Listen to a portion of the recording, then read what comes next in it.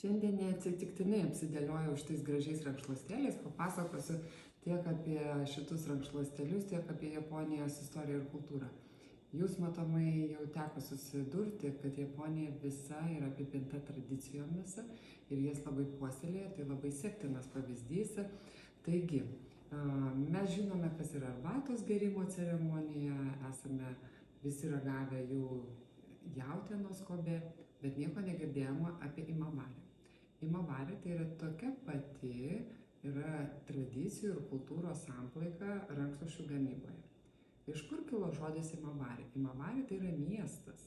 Miestas, kuris yra vienas iš didžiausių, trečias pasaulyje pagal laivų gamybą, ir miestas, kuris yra meka rankšluosčių gamybos. Taigi Imabari yra Japonijos miestas meka, kurioje yra 200 rankšluosčių gamyklų.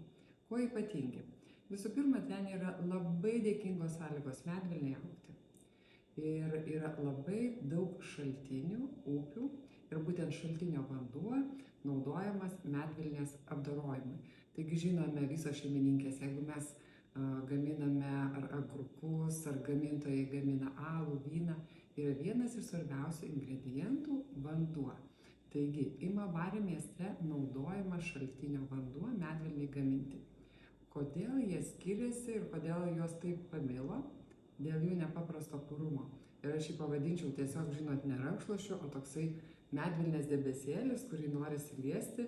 Tai japonai naudoja ypatingą verpimo technologiją, kur leidžia rankšluosčiui būti puriam tokiam kaip, man toks kaip medvilnės debesėlis.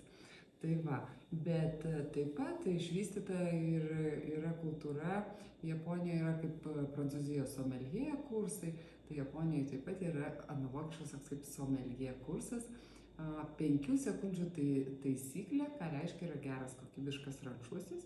Taigi rankšluostis, kuris sugeria drėgmę totaliai nuo jūsų kūno ar iš indo per 5 sekundės. Ir tik tuomet toks rankšluostis skaitosi kokybiškas. Tai pabandžius tikrai norisi pasinerti kiekvieną rytą į tą medvilnės debesėlį. Ir jie papildomai yra sudrėkinti skvalenu, kad drėkintų papildomai odą ir apdoroti neigiamo sidabro jonais, kad nekauptų bakterijų. Tai mes išsirinkome 4 rūšis. Tai Supremo Premium, tai didžiausia tankį ir purumą turinti linija, Supremo pagrindinė linija, tokia pati kokybiška medvilnė, bet ne taip gausiai puri. Sento tai kūdikėlių, lėliukų ir pupuliukų laimė, antroji pusė yra padengta merliuku, yra labai nuostabų lėliuką suvystyti.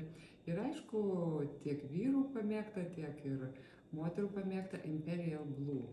Imperial Blue ypatingai didelį tankį turi, labai purus. Ir kadangi medvilnė apdorojama šaltinio vandens, tai ir dažai labai savotiškai skirtingai pasisavinami. Tai ta Imperial Blue spalva tokia kaip dūminė. Tai ir pagrindinis klausimas būtų, kaip prižiūrėti. Prižiūrėti labai reikėtų paprastai.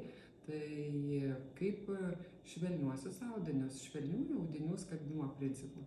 Aš vis dėlto vengiu džiovyklėje džiovinti, nes pastebėjau, kai dėl laiko trūkumo išdžiovinu džiovyklėje, tai šiek tiek gal tas pūkas susivelia.